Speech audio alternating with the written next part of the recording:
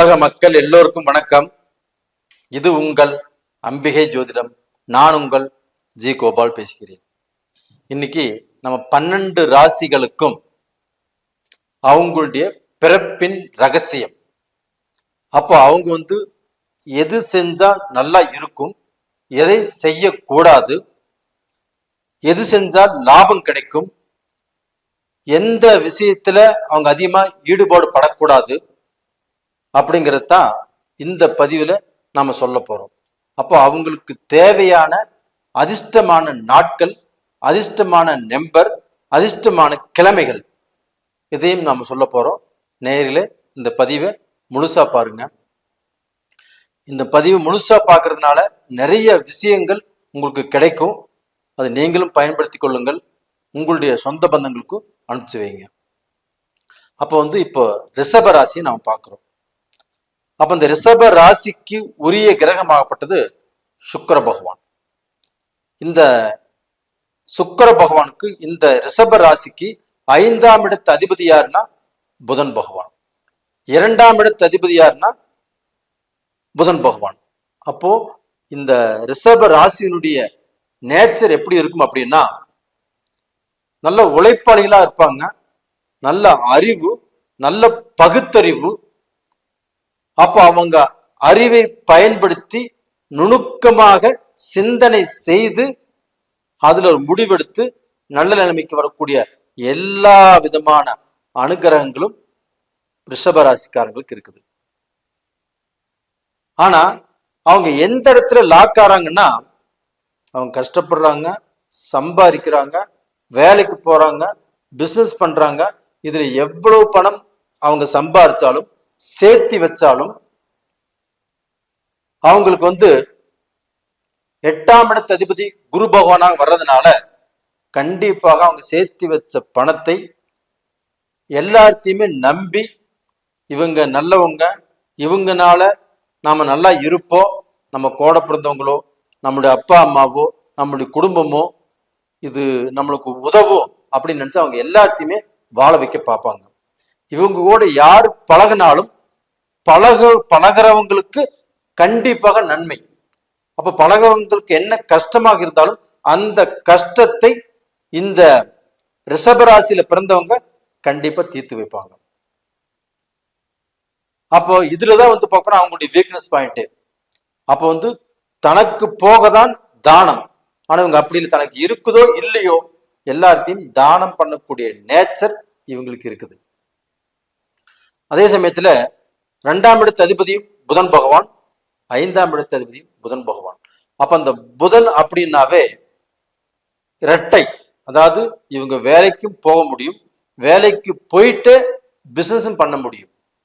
அப்படி செஞ்சு சம்பாதிக்கிறாங்க, ஒன்றும் தப்புங்கிறது இல்லை.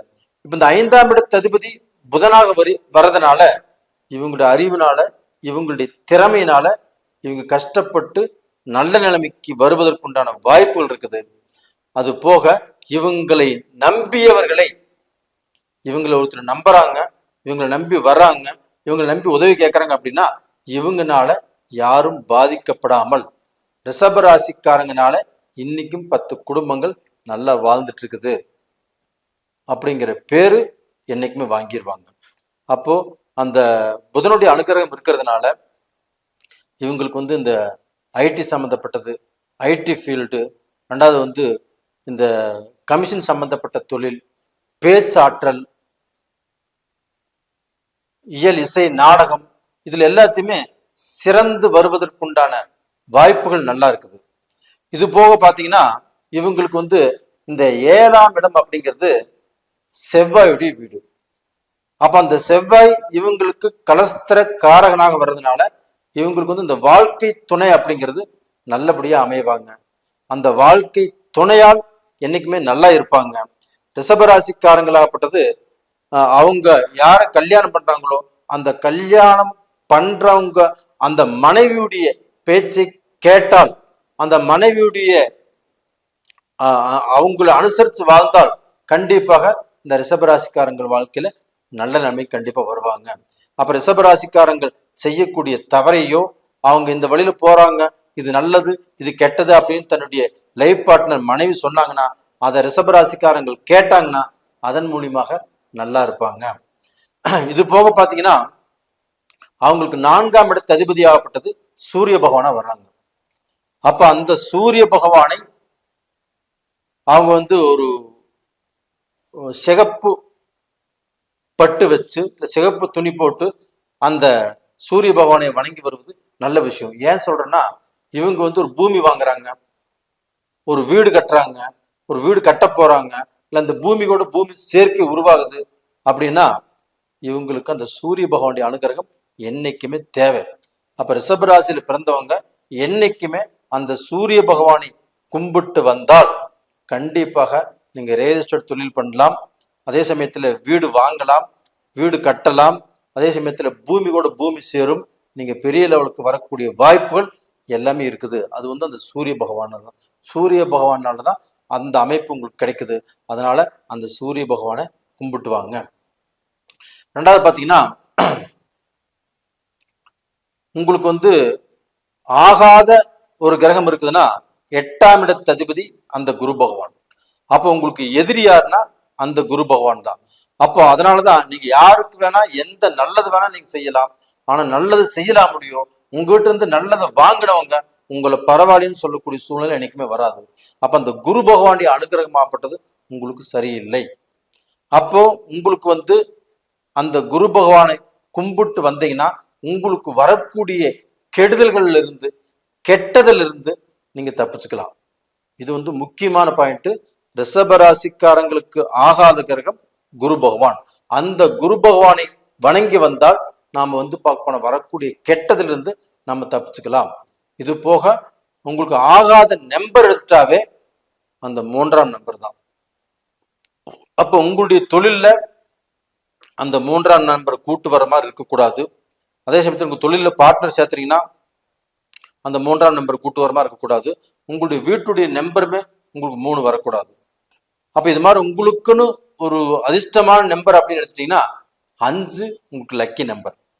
அப்ப அந்த 5ஆம் நம்பருங்கிறது புதனுடைய ஆதிக்கம். அப்ப அந்த 5ங்கிறது உங்களுக்கு லக்கி நம்பர், 3ங்கிறது ஆகாத நம்பர். அப்ப அந்த புதன்கிழமை அப்படிங்கிறது உங்களுக்கு வார நாட்களில் உகந்த நாள் புதன்கிழமை. அது போக சுக்கிரவாரம், இந்த உங்களுடைய ராசிக்கு அதிபதி யாருன்னா சுக்கிர பகவான். இந்த சுக்கிர பகவானால கண்டிப்பா உங்களுக்கு இந்த வெள்ளிக்கிழமை நாள் அந்த பெருமாளை கும்பிட்டு வர்றது, அந்த ஸ்ரீ ரங்கநாதரை வழிபாடு செய்வது அப்படிங்கிறது உங்களுக்கு ரொம்ப நல்லா இருக்கும். அப்ப அது மாதிரி பாத்தீங்கன்னா உங்களுக்கு ஆகாத கலரும் மஞ்சள் கலர். அப்ப அந்த மஞ்சள் கலரை நீங்க அவாய்ட் பண்ணிக்கோங்க. வியாழக்கிழமை நாள் உங்களுக்கு சுத்தமா ஆகாது. 3ஆம் நம்பர் அப்படிங்கிறது கண்டிப்பா நல்லா இருக்காது. அப்ப இந்த சுக்கிரனுடைய ஆதிக்கம் இருக்கிறதுனால இவங்க கலைத்தொழிலில் ஈடுபடலாம், ஒரு யூடியூப் சம்பந்தப்பட்டதோ, அதே சமயத்துல இவங்க ஒரு ஹோட்டல் சம்பந்தப்பட்டதோ, அந்த நூல் வியாபாரம், அந்த ஜவுளி சம்பந்தப்பட்டதோ, அந்த மாதிரி பிசினஸ் எல்லாம் நீங்க செய்யலாம். அப்ப அந்த மாதிரி பிசினஸ் செய்யும் போது கண்டிப்பாக அதுல முன்னேற்ற பாதைங்கிறது கண்டிப்பா உங்களுக்கு இருக்கும், ஒன்றும் கவலைப்பட வேண்டியதில்லை.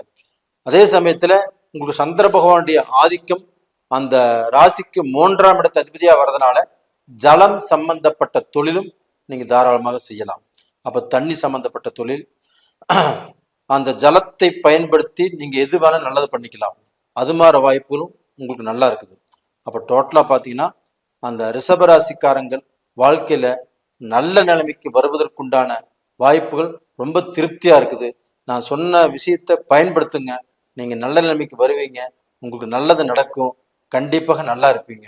அதே சமயத்துல உங்களுடைய ஜென்ம ஜாதகத்துல சில விஷயங்கள் சரியில்லை, எனக்கு வாழ்க்கையில தடுமாற்றங்கள் வருது, நான் எந்த பிசினஸ் பண்ணினாலும் நல்ல நிலைமைக்கு வர முடியல அப்படிங்கிற குழப்பங்கள் இருக்குது அப்படின்னா உங்களுக்கு இப்போ இந்த நீங்க செய்யக்கூடாத தொழில் அப்படின்னு எடுத்துட்டோம்னா உங்களுக்கு அந்த இரும்பு சம்பந்தப்பட்டது அந்த வகையில் நீங்க தொழில் செய்யவே கூடாது. அது போக பாத்தீங்கன்னா கட்டிடம் கட்டி விற்கிறது, இதுவுமே உங்களுக்கு அவ்வளோக்கா திருப்தி இல்லை. இப்போ இந்த மாதிரி தொழில் நீங்க செஞ்சு அதுல பாதிக்கப்படுறீங்க, இல்லை வேற தொழில் செஞ்சு பாதிக்கப்படுறீங்க அப்படின்னா உங்களுக்கு உங்களுடைய ஜென்ம ஜாதகத்துல சில கிரகங்களுடைய அனுகிரகங்கள் சரியில்லாம இருக்கும். அதனால உங்களுடைய ஜென்ம ஜாதகத்தை நீங்க பாத்துக்கிறது நல்ல விஷயம். அப்படி பார்க்கணும்னு நினைச்சீங்கன்னா கீழே 2 நம்பர் கொடுத்துருக்குறோம், கான்டாக்ட் பண்ணுங்க. உங்களிடமிருந்து விடைபெறுவது உங்களின் ஜி கோபால். நன்றி, வணக்கம்.